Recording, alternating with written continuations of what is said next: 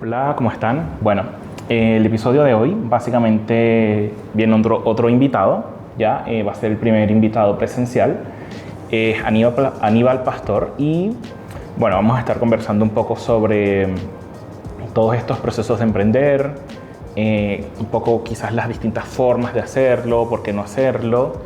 em, y bueno, básicamente también entender un poco su emprendimiento o su empresa actual. Eh, ya nos contará más detalles, así que bueno, eso. Ya empezamos con el episodio.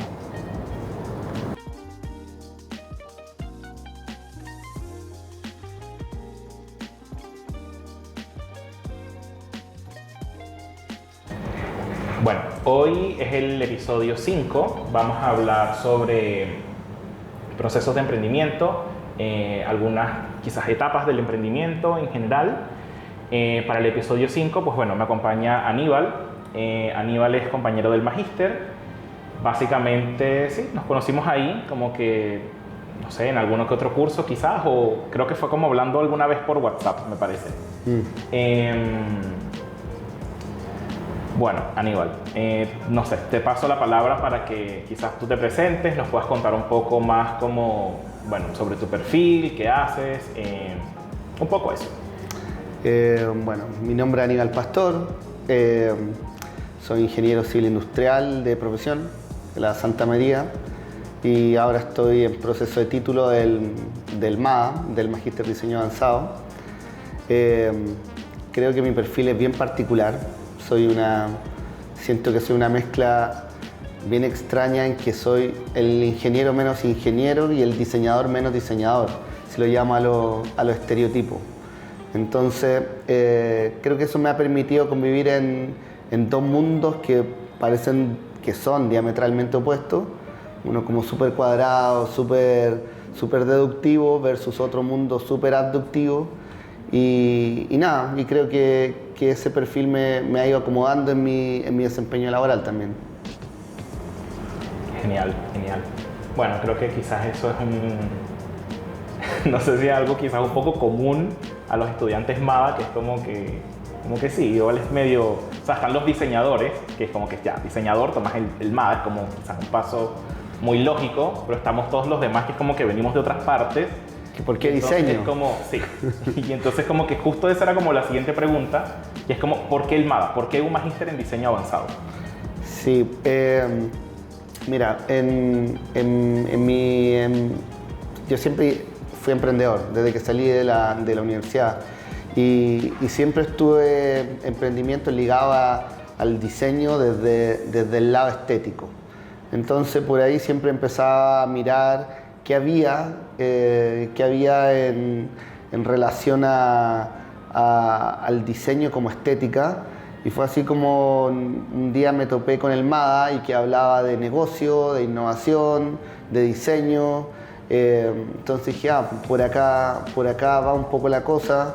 Había escuchado también anteriormente de metodologías del diseño y esta metodología particularmente en ese momento conocía solo Design Thinking, muy común, muy popularizada en el management finalmente. Fue como, a ver, por acá hay algo que parece que me gusta, que al final es el diseño estratégico. Genial, genial. Sí, creo que a todos nos convencen con eso de diseño, innovación y negocios. Es como, Sí. como muy llamativo como concepto, quizás. Después termina siendo, no sé si más difuso, como dentro del MADA, pero sí es como muy llamativo esos tres componentes. Por lo menos como te lo venden al menos, como Claro. te dicen, mira, esto puede ser así. Claro, sí, yo por lo menos, claro, yo diría que termina siendo un poco difuso. No sé, yo antes de entrar en el MADA, ciertamente a lo mejor me imaginaba más la tecnología como, digamos, robots, así como la electrónica, Claro. o cosas así como... Tangible. Sí, algo demasiado tangible y no como un catalizador de... Claro. O sea, para poder realmente pues, entregar lo que estés diseñando. Y lo mismo me pasaba con los negocios, creo que no tenía tanto acercamiento. Y sí, también lo veía de repente más como herramientas de management, de repente como que el business model al menos lo había visto un par de veces antes, pero quizás lo entendí más cuando ya estuve en el MADA. Claro. Entonces sí, es como eso. Ok, entonces bueno, continuando con esta conversación, y bueno, quizás retomando el tema de, bueno, porque el MADA, porque el diseño, justamente pues, ¿cómo ves el diseño ya y qué definición le darías? O sea, como, ¿sí? ¿Cómo describirías el diseño en general? Para mí el diseño es un motor de cambio, básicamente. Es la herramienta que te empuja a hacer las cosas, te invita a fallar, a iterar, a pivotear, a estar constantemente probando, haciendo testeos, equivocándote, aprendizajes, volviendo a entender el problema, de que los problemas sean problemas. Entonces al final todo eso lo resumo como es un motor de cambio. Genial, sí. Vale. Ya, pensando, bueno, justamente en lo que tú comentabas, que es un motor de cambio, que te sirve para de repente tener menos miedo al fracaso, y justamente como se dice siempre, quizás pues intentar que ocurra lo antes posible. Fallar pronto, Claro, que está tan de moda. Fallar pronto y barato, entre comillas. Algo así.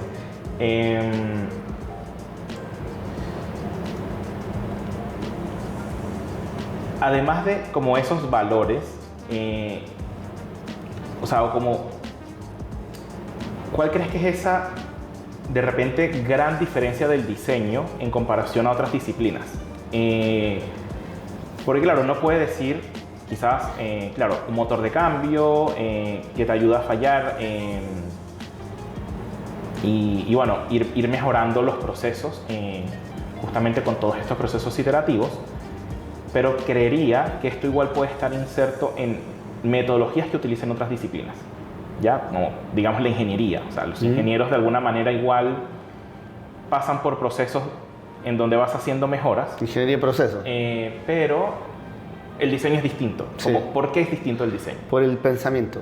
La ingeniería se basa en el pensamiento deductivo, donde te enseñan que A más B es igual a C.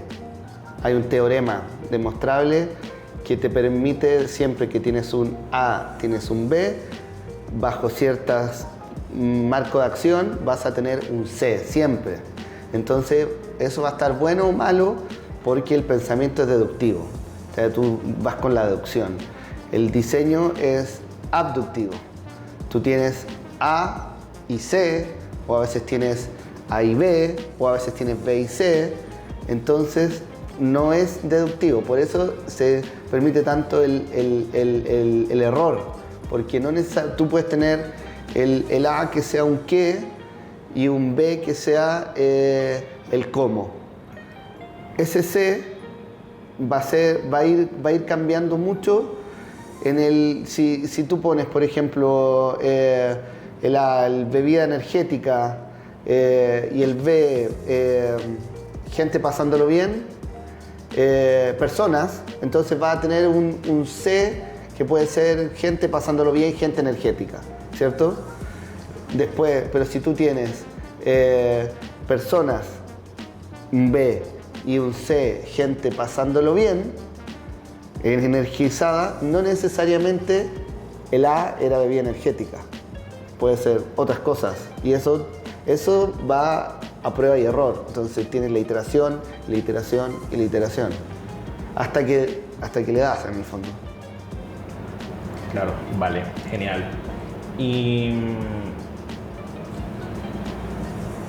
digamos, en ese sentido en el que, bueno, como tú dices, podemos mezclar dos cosas que aparentemente no tendrían ninguna relación y en base a eso pues ir tanteando hasta llegar a un problema, a una solución, entre otras cosas. ¿En qué cosas o en qué áreas pensarías o crees que no se puede o no se debe involucrar el diseño? O sea, ¿hay algo que tú digas como, no, esto no lo debo abordar con diseño o no es útil quizás abordarlo con diseño? No, yo creo que todas las áreas. El diseño, al final el diseño es interdisciplinario. Tú necesitas no solo diseñadores diseñando. En medio suena ilógico, absurdo a veces, pero el diseño no lo tienen que hacer solamente los diseñadores de profesión. El diseño lo tienen que hacer ingenieros y antropólogos y diseñadores y artistas y arquitectos y todas las profesiones y médicos. Entonces por eso cada vez hay más diseñadores en niveles profesionales más allá del diseño como oficio, como siempre se vio representado en la Edad Media hasta ahora, donde el diseño era el que hacía algo bonito en el fondo. Vale, claro.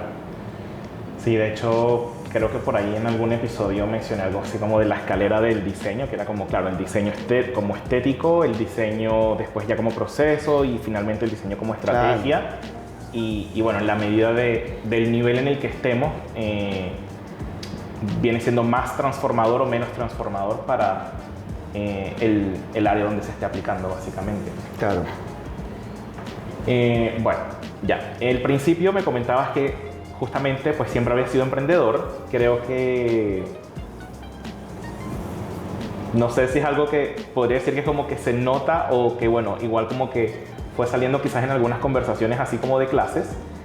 ¿Qué dirías tú sobre cuándo nace un emprendedor? Ya como, ¿cuál es quizás ese punto de partida en el que uno puede decir como, ya esta persona es emprendedora? O justamente, bueno, el punto de partida quizás un poco para incentivar a alguien a que sea emprendedor.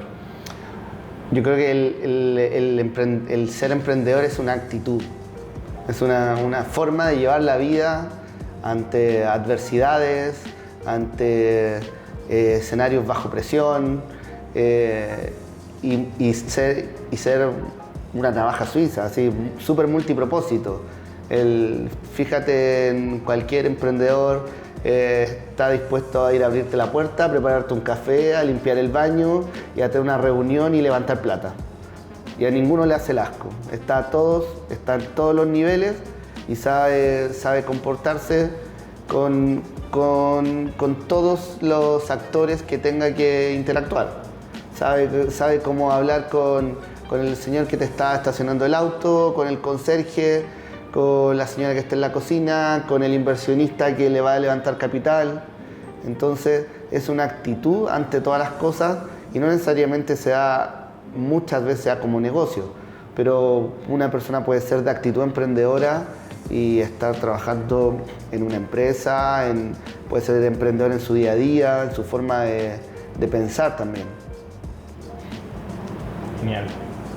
Vale, sí, como que igual me gustó full eso como de, claro, como que justamente viéndolo como una actitud, pues claro, no tienes que necesariamente ser como, bueno, voy a sacar mi negocio o voy a tener esto, sino... Eso es consecuencia de lo demás, del empuje, claro, de la actitud. Sí. Y si te das cuenta, por eso es muy importante que las startups, los emprendimientos, las primeras contrataciones son súper generalistas. Son personas que saben hacer un poco de todo. No llega cuando se está iniciando una startup, por muy unicornio que llegue a ser el día de mañana, no llega el más capo de la finanza, ni el más capo del marketing, ni el más capo de la tecnología, a no ser que sean los cofundadores. Porque tiene que saber vender, tiene que saber cómo opera el negocio, tiene que conocer algo de tecnología, tiene que tener nociones de marketing, tiene que saber hacer un poco de todo. Y al final es esa actitud y ese liderazgo lo que va involucrando al resto del equipo que empieza a llegar. Claro, sí, justamente, claro, sí, como para complementar lo que decías, recuerdo de una charla que dio el fundador de Winsu, y claro, justamente algo que destacaban de él mostraba como los certificados que tenía, no sé, 50 cursos en miles de cosas distintas, y bueno, digamos el host del evento justamente, claro, destacaba que los emprendedores tienen esa habilidad de poder insertarse y aprender a hacer muchas cosas. Claramente no vas a ser el más experto en ninguna de ellas, pero te puedes ir paseando por esos roles en la medida que sea necesario, porque, bueno, al inicio toca, además. Es como raro que partas con un equipo demasiado estructurado y especialista. Es como, no va a pasar. Siempre lo uno también, hago las conexiones con mi carrera de ingeniero civil industrial. Para mí el civil industrial es hacer de todo un poco, pero a la vez nada. Es el que sabe un poquito de electrónica, de electrotecnia, de mecánica, de química, de física, de materiales, de metalurgia, pero no sabe hacer un puente, no sabe hacer un gran proceso químico, que todas esas cosas te lo va dando la experiencia finalmente. Pero sí tienen muchas nociones de, yo entiendo un poco de esto, y empiezas a juntar. Por eso el ingeniero industrial es como, sabes mucho, pero a la vez nada, ¿sabes? Pequeñas nociones finalmente. Y por eso la especialización también te la va dando tu campo laboral. O sea, tienes algunos que van desde cualquier industria, medicina, agricultura, mecánica, procesos así duros de automatizaciones. Perfecto. Vale, genial, sí.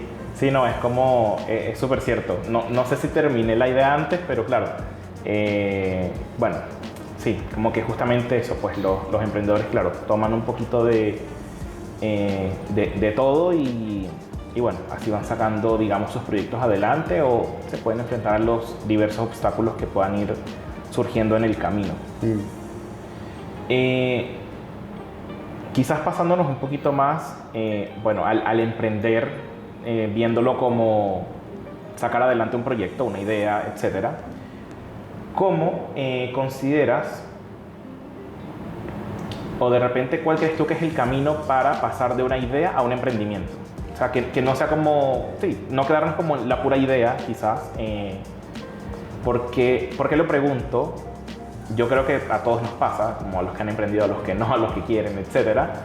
Todo el mundo tiene una idea y todo el mundo siempre dice como, no, a mí la idea de esa aplicación se me ocurrió antes. Y yo creo que es bien posible que a la persona sí se le haya ocurrido algo similar. Quizás si esa persona empezaba a desarrollarlo no iba a resultar de la misma manera. Pero, ¿cómo creerías tú o cómo armarías de repente todo ese proceso, considerando que, bueno, lo has vivido de repente ya varias veces, de pasar de la idea al emprendimiento, digamos, en la vida real? Mira, la idea, partamos de la esencia de que nunca nadie pagó por una idea. O sea, el típico que dice, yo tengo una idea, voy a buscar plata. Nunca nadie pagó por una idea, si todos tenemos muy buenas ideas todos los días. Entonces, está en tirarse a la piscina también. Y muchas veces se confunde también yo soy partidario por lo menos de que cuando uno tiene una buena idea de un negocio, es mejor compartirla. Ir comentando, conversando con otras personas y lo vas puliendo. Y así vas también conociendo gente que te va diciendo, mira, tal vez estoy así mejor, y te ayuda a tener mejores argumentos para defender, o te ayuda a decir, en verdad esto no va a ningún lado. ¿Qué idea más absurda se me ocurrió? Entonces, ese compartir, creo que es bueno, naturalizarlo, de que muchas veces como que alguien dice, no, tengo una muy buena idea y no se lo quiero decir a nadie porque me lo van a copiar. Creo que es demasiado típico. No te lo van a copiar. A todo el mundo le pasa y sí. No te lo van a copiar porque lo hablaste, es porque lo va a hacer mejor que tú probablemente porque sabía cómo hacerlo y tú no. Claro. Entonces, creo que el paso de la idea a la ejecución es justamente tirarse a la piscina. Tirarse a la piscina y saber que vas a fallar muchas veces, muy temprano y probablemente más adelante también, y tener la capacidad rápida de reinventarse. Entonces volvemos al tema anterior, de que esto es una cuestión de actitud, de querer rápidamente buscar, ir encajando las piezas y darte cuenta de que esa ideita que se te había ocurrido, tienes a alguien que está interesado porque le está resolviendo un problema. Si estás con una idea que es la mejor solución, pero que eso es un problema de nadie, ¿cuántos casos de eso hay de que no fueron a ningún lado también? Claro. Ya, entonces pensando en que, bueno, justamente, claro, como que la idea no vale nada, o como no es algo tangible, entonces es como que sí, claro, se nos puede ocurrir lo mismo, pero como no tenemos de repente la misma formación, etcétera, o las mismas herramientas, aunque empezáramos a hacer lo mismo, no va a resultar de la misma manera. Creo que el mejor ejemplo es, bueno, cualquier curso donde uno tenga que desarrollar algún proyecto. Hay muchos grupos trabajando en un mismo tema y todos terminan en un resultado bien distinto. ¿Cómo recomendarías ir haciendo de repente esas validaciones? Ese, como tú decías bien, de perder el miedo, irlo contando, y que ese irlo contando te permita pulir y saber pues qué tanto futuro puede o no tener lo que se te ocurrió. O sea, yo creo que las principales validaciones se dan cuando tú pasas a ser el cliente. Tú tienes que ponerte en los zapatos literalmente del cliente. Hay semanas en que me pongo a hablar con todos los clientes y puedo hablar con, no sé, 100 clientes o 100 potenciales clientes, y a la gente le gusta saber que detrás hay alguien que le importa la opinión de lo que te va a decir. ¿Sabes que no me gusta esto por tal y tal cosa? O creo que me podía servir esto. O te va a decir, oye, pero ¿y no tiene este otro servicio? Y ahí es donde empiezan a ocurrir las iteraciones, los pivoteos, ¿cierto? Es cuando tú empiezas a decir, ¿verdad? Esto que se me ocurrió no tiene ni pie ni cabeza. Y ahí tenemos todo el famoso MVP que conocemos, ¿cierto? Que cuando ya tú tienes un primer producto viable en el fondo ya, a ver, vamos a ver si es que esto le gusta a alguien. Y lo que hay que entender también es que el MVP no necesita grandes cantidades de dinero. A veces MVP pueden ser formularios de Google, pueden ser prototipos tangibles relativamente fáciles de hacer. Entonces, donde tú le empiezas a contar una historia a alguien y que te vaya siguiendo. El storytelling es muy importante también, que te vaya siguiendo y que vayas tú empatizando con ese dolor del cliente. Sí. Yo alguna vez, no sé si es la mejor definición, pero a mí una vez me preguntaron, claro, ¿cómo diferencio o cómo sé cuando ya tengo un MVP y no un prototipo? Mi respuesta fue que el MVP es ese prototipo por el que te pagan. Así lo veí yo en ese momento. No sé si estás como tan de acuerdo o quizás no. Yo creería que de repente puede que no te paguen y sea un MVP, pero no sé. El MVP podrían pagarte algo en MVP y ahí ese MVP ya empieza a tomar forma, pero sí, tiene razón, comparto con lo que tú dices, que cuando te paga podría ser. Sí. Ya. Y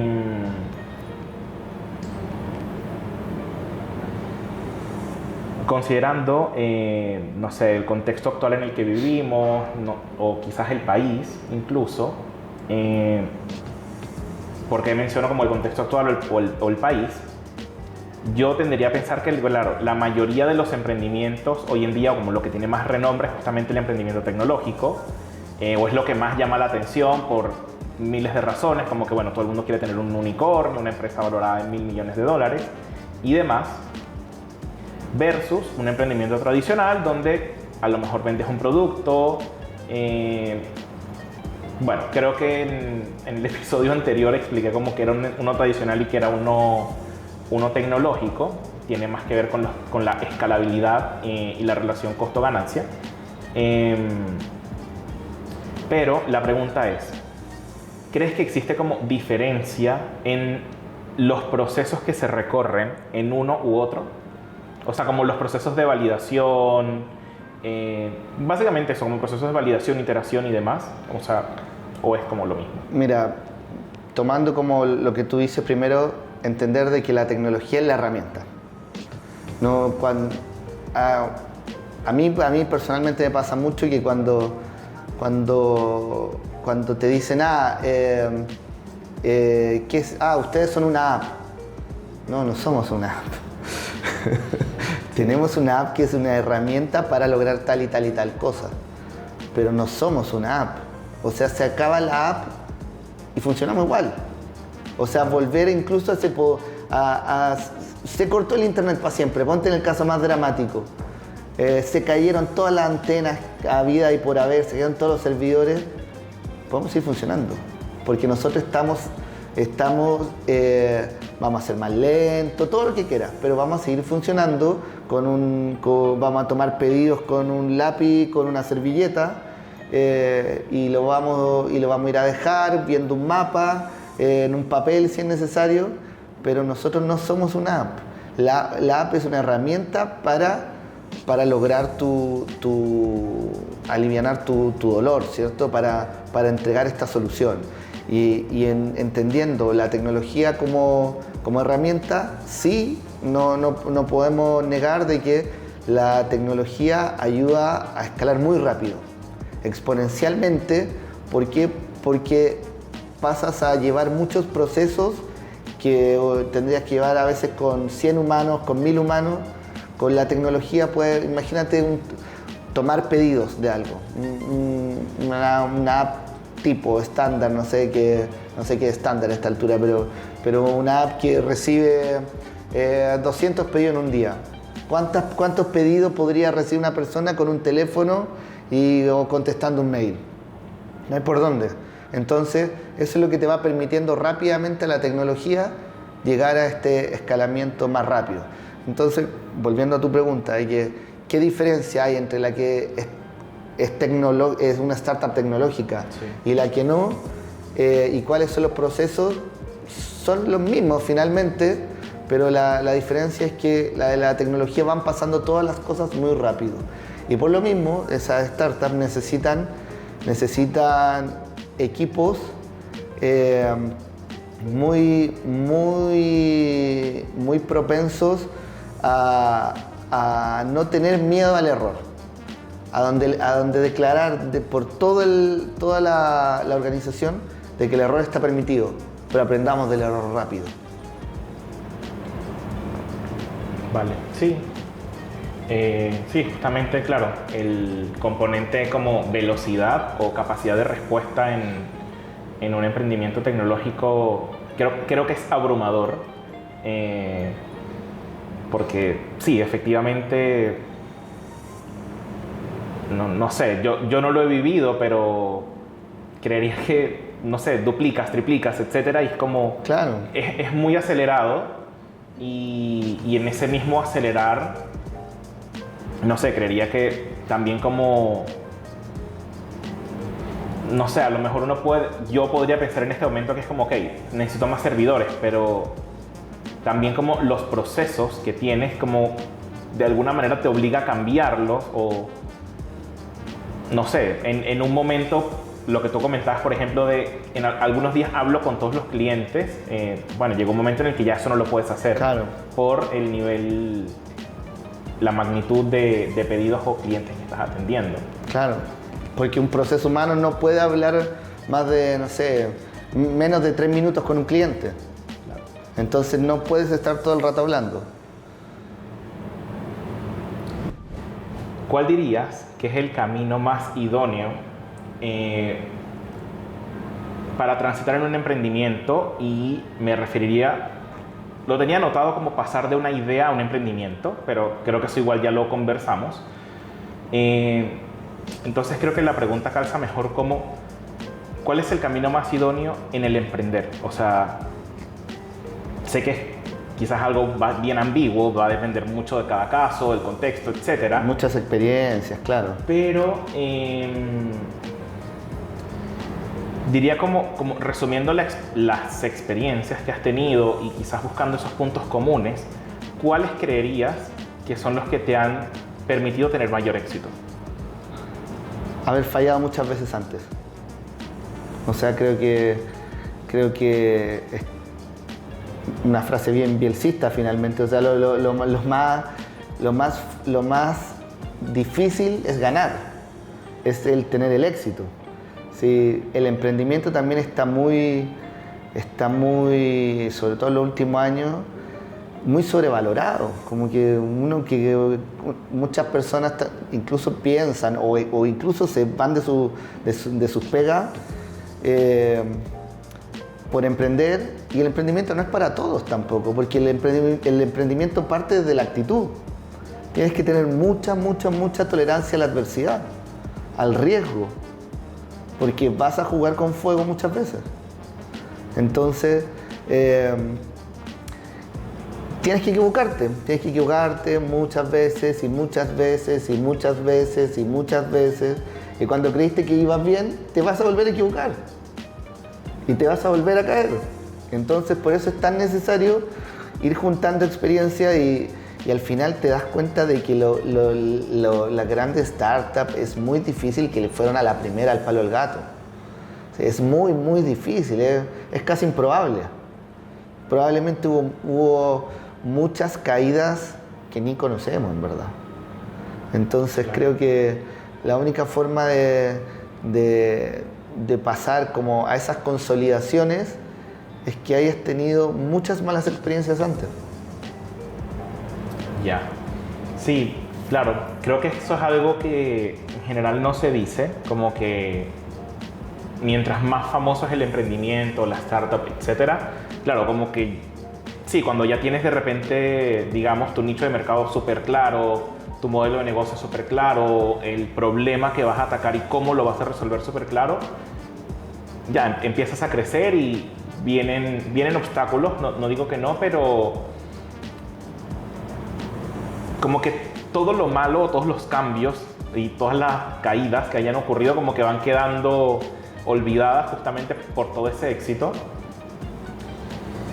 ¿Qué dirías pensando en que, o sea, yo estoy súper de acuerdo en que quizás hay que justamente haber fallado antes, nada creo que te va a salir bien a la primera, pero ¿cómo quizás disminuimos ese riesgo o cómo podemos afrontar esa adversidad sin que sea como, bueno, fallé y entonces ahora me voy a ir a otra cosa porque, bueno, ya esto no funcionó, y que sea como, no sé, todos los años un emprendimiento distinto, sino cómo dirías tú que has enfrentado o consideras que se debe enfrentar ese fallo o error?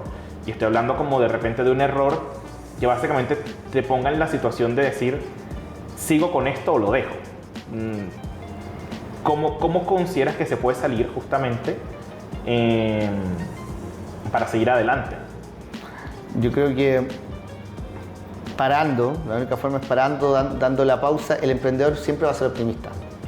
Una de las actitudes del emprendedor es el optimismo.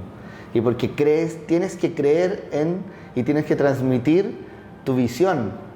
La visión de tu organización, el emprendedor la tiene que transmitir por la piel, porque tiene que llevarse un equipo encima que le van a creer a esa persona o a esas personas. Entonces, el único stop que creo que existe es cuando paras un momento y piensas bien cuál era el problema que tú estabas resolviendo. Y si es que, porque si no puedes caer en hoyos y tratar de seguir y no va a ir a ninguna parte, sino que te va a empezar a enterrar más. Pero llega un momento en que tienes que decir, no, en verdad por acá no es. Y asumir y reflexionar, y esa reflexión puede ser de horas, de días, de meses. Es como, no sé, es un poco como la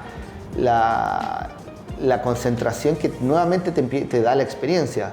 O sea, la primera vez que fallaste cuando eras chico, lloraste una semana. Después lloraste 6 días. Fuiste llorando 5, 4, 3, 2, 1, hasta que después fallas y tienes 2 segundos para volver a estar bien mentalmente. Pero tienes que hacer ese raciocinio rápido. Es como el golfista de alto rendimiento. Se equivoca en tirar Joaquín Niemann se equivoca un tiro, no tiene tiempo de enojarse. Tiene que volver inmediatamente a estar conectado con el contexto. Eso pasa es lo mismo que pasa, siento, con el emprendedor. El emprendedor tiene un error, una falla, tiene que aprender rápidamente y seguir en el ruedo. Y eso nuevamente es la experiencia. Vale. Y bueno, yéndonos un poco quizás más a tus experiencias particulares, no sé, ¿qué nos podrías contar de tu camino como emprendedor? Yo recuerdo que alguna vez en clase mencionaste justamente que habías estado como vinculado con Match o Startup Chile, algo así como... ¿Cómo ha sido de repente eso, tu camino emprendedor? Y bueno, digamos, ¿qué experiencias has vivido? Y no sé, ¿qué destacarías quizás de alguna de ellas? Bueno, primero, yo saliendo de la universidad siempre emprendí.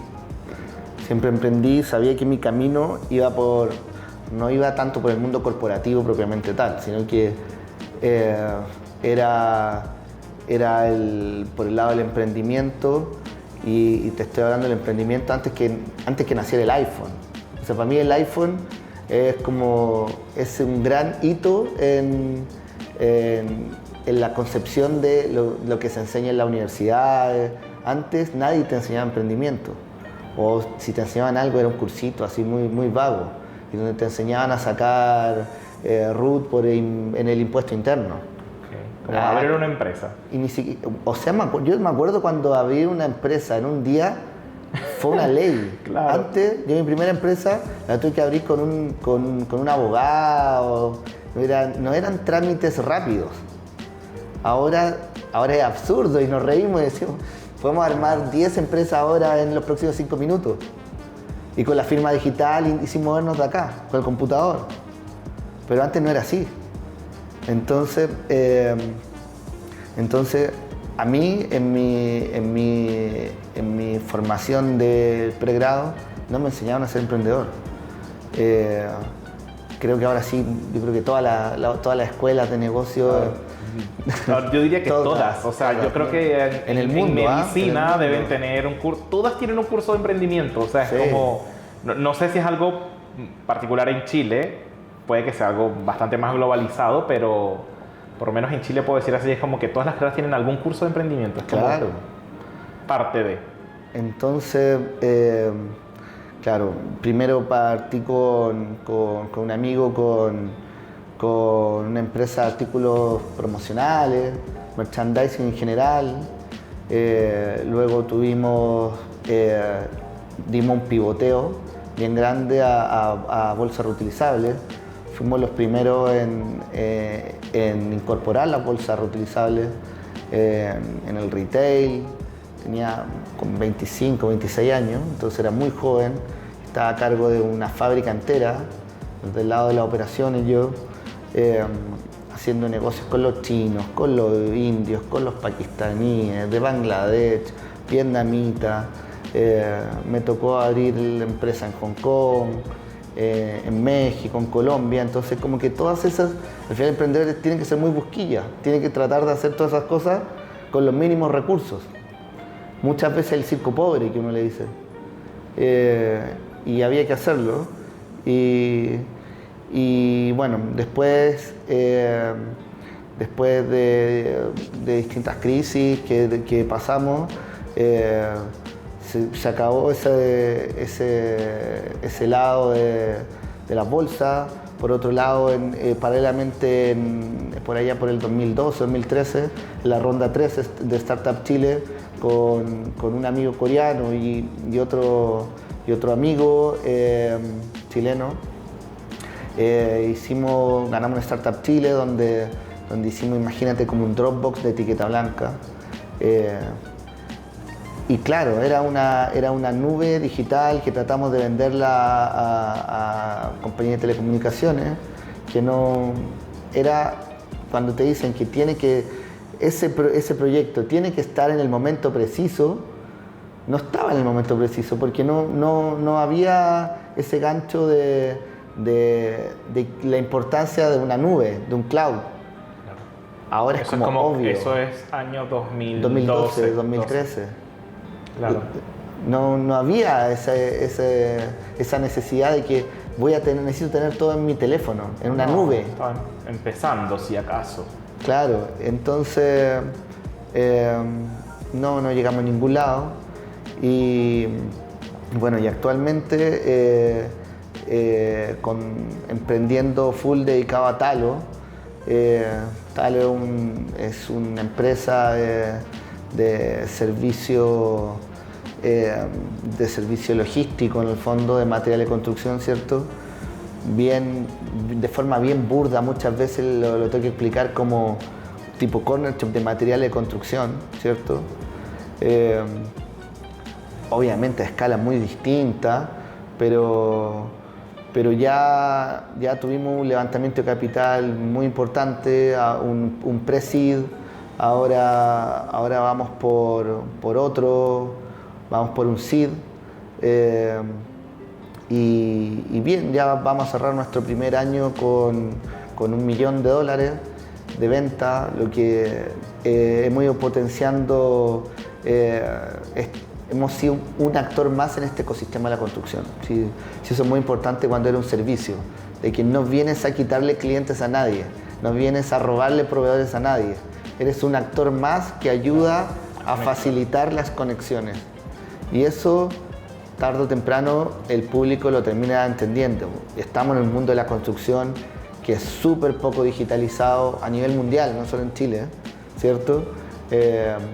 Pero es donde se dice que es el próximo, así como fueron las fintech, ahora empiezan las contech, porque los volúmenes de aporte al PIB, la construcción es muy alta y necesita tecnologizarse. Claro. Entonces ahí hay que estar desde el principio y estar con esta digitalización humanizada, donde si es necesario hablar por teléfono con el cliente, hablamos por teléfono. Si podemos llevarlo, empujarlo a la tecnología, lo hacemos también.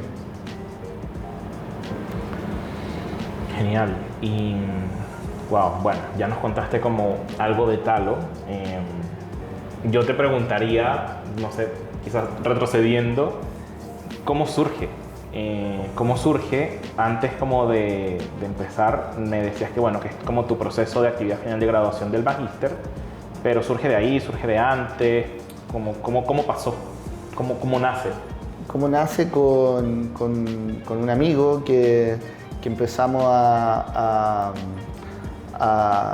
darle forma a este proyecto, ¿cierto? De llevar los materiales de construcción sin ninguno saber nada de construcción, pero sí mucho de operaciones y de logística. Ambos con un pasado, ambos somos muy logísticos. Es raro también de que los dos co-founders somos full logísticos de operación.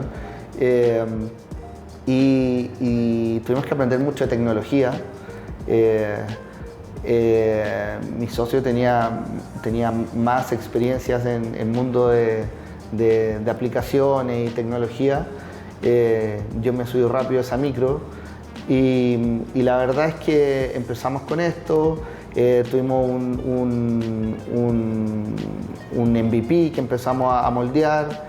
Después rápidamente levantamos capital ya con las primeras ventas, por eso te digo, fue un pre-seed para probar y vi un capital en el fondo de un corporativo que nos apoyó bastante, y a partir de eso entonces entran más recursos o también una incubadora de negocios que empieza a prestarnos servicios de consultoría y a ser emprendedores con nosotros también.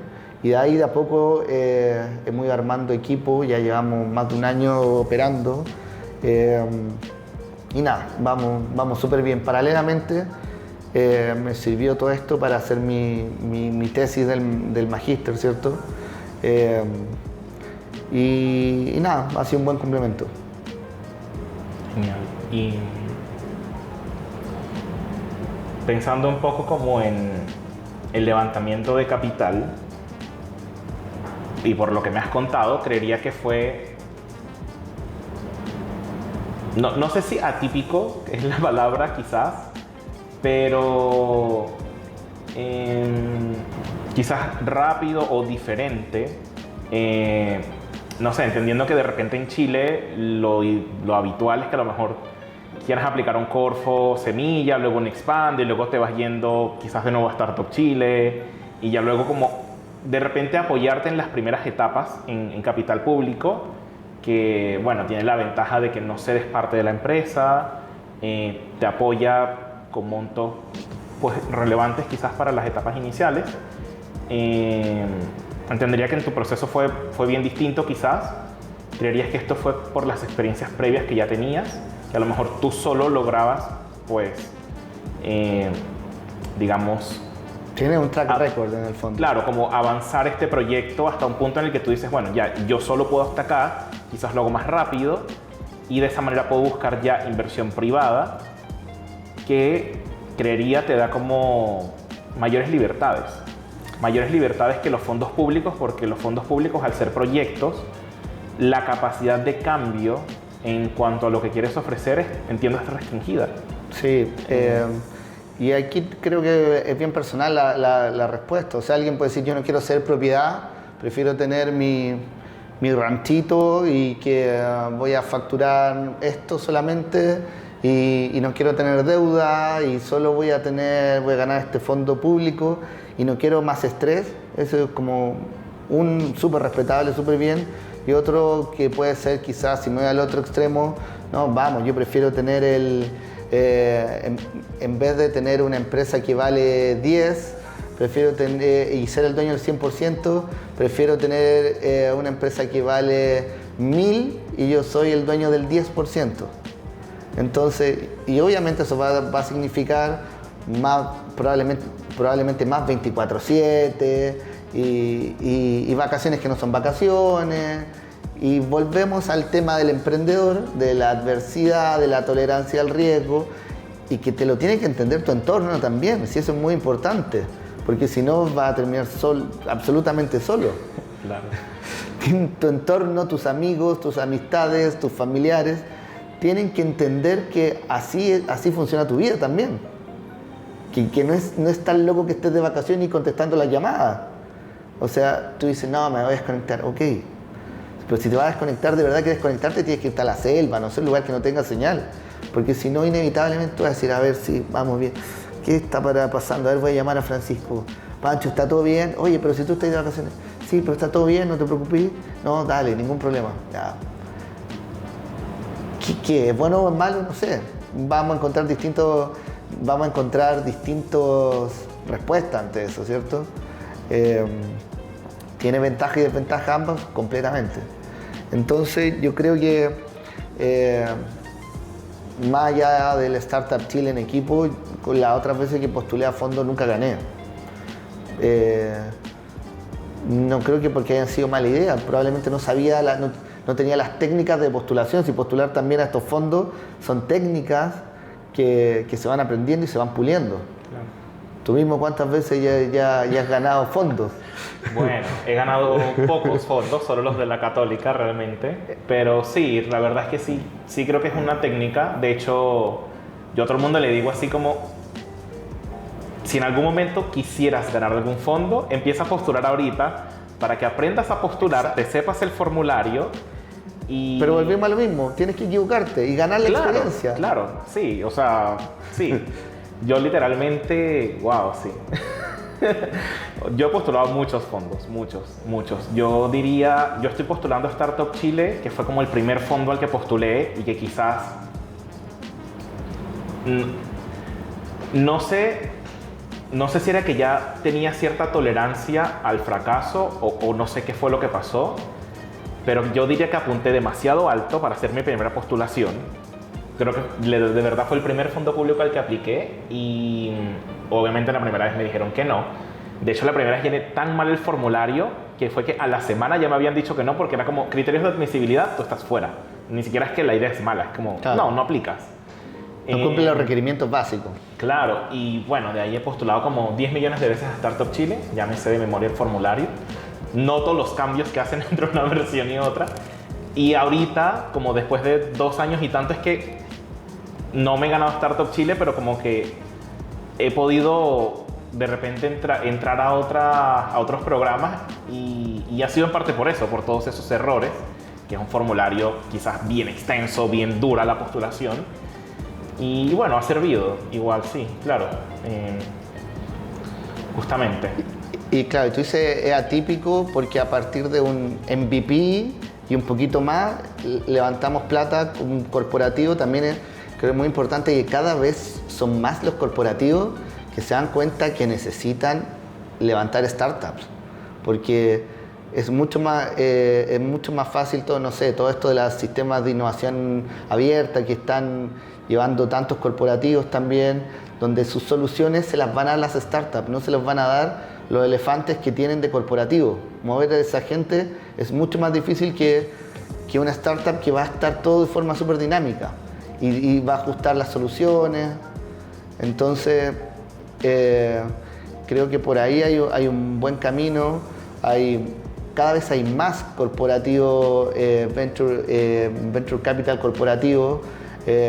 Hay algunos que les gusta más salir en los diarios y otros que no quieren definitivamente salir. Pero nada, eso está en cada empresa finalmente. Y yo ya tenía experiencias pasadas levantando plata con venture capital, hablando con muchos fondos de inversiones chilenos y mexicanos. En emprendimientos anteriores estuve buscando fondos con los mexicanos. No nos fue bien, no logramos, pero con otros fondos chilenos sí. Entonces también todo eso vuelve a ser la experiencia y que te ayuda a entender qué es lo que busca el inversionista. Y porque hay inversionistas que buscan una línea de negocio, otros que buscan diversificación, pero bajo ciertas líneas también. Unos que se quieren meter, otros que no quieren y quieren rentabilización solamente. Entonces ahí uno tiene que ir viendo cuál le acomoda también. Yeah. Cuál es el mejor para la etapa que estás viviendo. Claro, sí, yo creo que eso sí, es como súper clave saber en qué etapa estás, proyectos en qué etapa busca el fondo y de esa manera pues que sea el match. Ir filtrando en qué vas a postular, porque bueno, justamente como decía, creo que eso fue de repente lo que me pasó la primera vez que postulé. Es como lo que tenía era quizás menos que una idea y estaba postulando algo donde, si bien aceptan ideas, son tantos los que postulan que los que quedan realmente ya tienen algo mucho más avanzado. Claro. Entonces, sí, termina siendo bien relevante. Bueno, para ir cerrando, te voy a pedir básicamente 3 consejos. El primero es algún libro que recomiendes o alguna lectura que puedas recomendar a quien quiera emprender o quien esté emprendiendo y tú digas, esto te va a servir particularmente para alguna cosa. El segundo es algún hábito que te haya funcionado, que tú creas que funciona. Y el último es algún consejo en base a lo que tú has vivido, como, mira, haz esto o no hagas esto en el camino como emprendedor, digamos. A ver, un libro relacionado al emprendimiento, dices tú. No necesariamente. Yo diría, puede ser un libro de finanzas, que si bien no tiene que ser un libro de emprendimiento, te puede servir porque a lo mejor con eso logras pues armar tu estructura, pero un libro. Sí, mira. O una lectura. Hay un libro que me gusta bastante de Malcolm Gladwell, no sé si lo ubica, un periodista. Tiene varios libros, uno de esos se llama Outliers, los fuera de serie, que habla como está un poco relacionado con el emprendimiento, que habla de pone muchos casos, ya un libro antiguo, pero pone muchos casos donde te muestra que hubo algo fuera de serie en el fondo. No sé, ¿por qué Bill Gates, por ejemplo, era tan seco con algo? ¿Por qué un pianista era, no sé, por qué Mozart, Beethoven eran tan secos? Y te cuenta qué fue lo que pasó antes, la historia desconocida en el fondo. Okay. Me gusta mucho, tiene varios libros buenos, Malcolm Gladwell, creo que es uno de los autores favoritos. Segundo, me preguntaste por... Un hábito. Un hábito. ¿Sabes qué hábito? Yo creo que, a ver, que yo creo que me sirve mucho, checklist diario. En una servilleta, en un cuaderno, en una app, en un Word, una nota, una nota en el computador, un post-it, lo que sea, como tener súper claro qué es lo que tengo que hacer hoy. Es la forma más fácil de poder ir midiéndote, mi día fue productivo o no fue productivo, y si no fue productivo, ¿por qué no fue productivo? Hacer ese raciocinio. Yo creo que ese hábito lo he hecho siempre y como te digo, a veces he usado algunas apps, otras veces en servilleta, mientras estoy tomando desayuno, escribiendo hoy día voy a hacer esto. Nunca hago el 100%, es imposible. Pero te permite por lo menos tener una carta guía de corto plazo. Y yo creo que el tercero era... Algo que tú digas como, mira, esto funciona o esto no funciona. Yo creo, ¿sabes? Yo creo que cuando está en situaciones adversas, el emprendedor está en situaciones súper adversas y que tiene que entrar a tal parte o hacer tal cosa, la que yo digo, la cara de dueño. Pon cara de dueño y anda. Y estás tan seguro de ti mismo que un poco confunde a tu contraparte. Y no sé, tienes que ir a hablar tienes que entrar a tal edificio y no puedes, pones cara de dueño, así como yo soy de acá y nadie se lo cuestiona y eso pasa siempre. Tengo muchas historias de que he tenido que poner cara de dueño, pero creo que ese es un tip muy útil en verdad, y va a concrearte el cuento de que tú tienes que ir a cumplir una misión allá. Ok, perfecto. Bueno, gracias Aníbal. Gracias por, bueno, haber como dedicado este tiempo. Gracias también por, bueno, ser el primer entrevistado planificado. Y si bien no fue la primera entrevista, sí fue la primera entrevista presencial, así que es como súper cool. Creo que ciertamente es como distinta la experiencia, como de, digamos, es una conversación de repente un poco más fluida. En el Zoom es más como de, bueno, yo pregunto, tú respondes y de repente yo después hago un comentario. Aquí de repente, bueno, nos íbamos como topando en algunas ocasiones, así que gracias. Bueno, creo que a todos les he dicho así como de repente un poco el motivo por el cual los invité. Como te decía al inicio, no sé muy bien cómo me fui dando cuenta, pero de repente es como lo que tú dices justamente de la actitud emprendedora, y etcétera, porque creo que ni siquiera vimos tantas clases juntos. Pero sí, como que creería que en ti se nota como, digamos, esa actitud de emprender, la experiencia del emprender. También algo, no sé si un poco curioso, que me pasa. Muchos de los emprendedores que he hablado, como que por alguna razón siempre tienen como una forma particular de transmitir el conocimiento. Ya como que el emprendedor, al menos yo lo percibo así, es muy abierto a poder explicar, a dar a entender y, bueno, digamos, enseñar al otro de sus experiencias propias. Creo que eso es algo de lo que tienes bastante.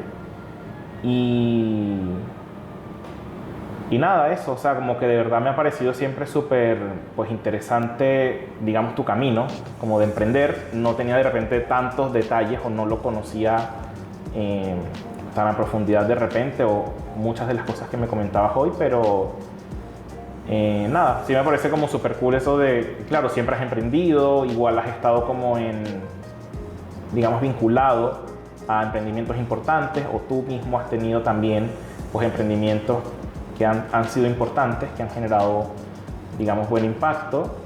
y bueno, y hoy en día estás en otro que también es como súper importante y que tú decías como, claro, a veces lo tienes que describir de forma muy burda como el corner shop de los materiales de construcción, pero al mismo tiempo es muy cool decir como, bueno, sabes, estoy construyendo el corner shop de materiales de construcción, porque es una vara alta, porque por eso creo que sí, ser cuidadoso porque si tú dices eso, en Corner Shop todo funciona perfecto. Claro. Nosotros funcionamos con palitos de maqueta. Entonces. Sí, pero lo digo, o sea, o digo que.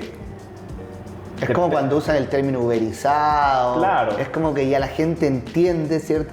Son plataformas tan conocidas por todo el mundo, literal, que tú dices como, no sé, es como un WhatsAppeo, aunque no lo mandes por WhatsApp. Claro. Tú sabes de qué es lo que te quiso decir. No, pero yo, o sea, a lo que iba un poco es como que sí está cool. Yo creo que sí van por ahí.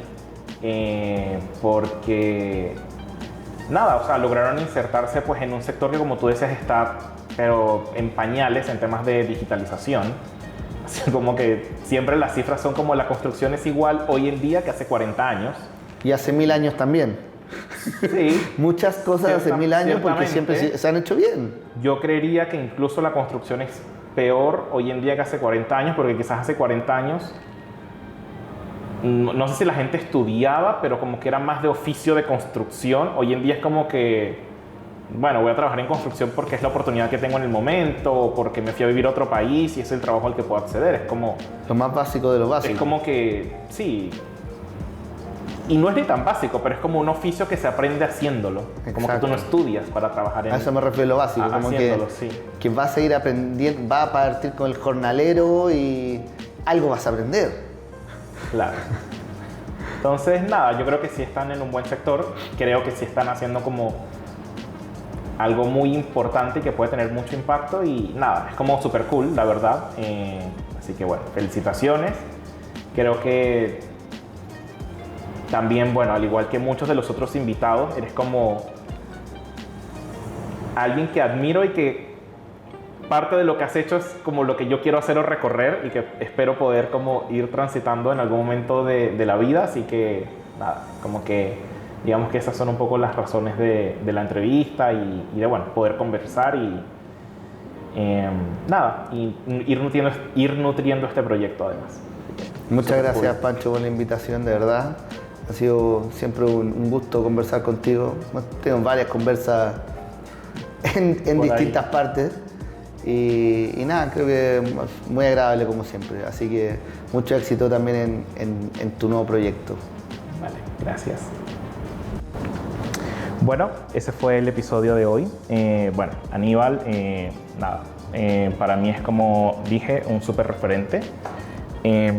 Ha podido estar pues en instancias bien importantes del emprendimiento. Creo que, bueno, haber pasado por Startup Chile, además en una de sus primeras etapas, donde la mayoría de los emprendedores que venían además eran emprendedores extranjeros, porque pues, cuando inició esta política pública, el foco era instalar capacidades de emprendimiento e innovación en Chile. Entonces, la mayor parte de los emprendedores justamente eran de fuera.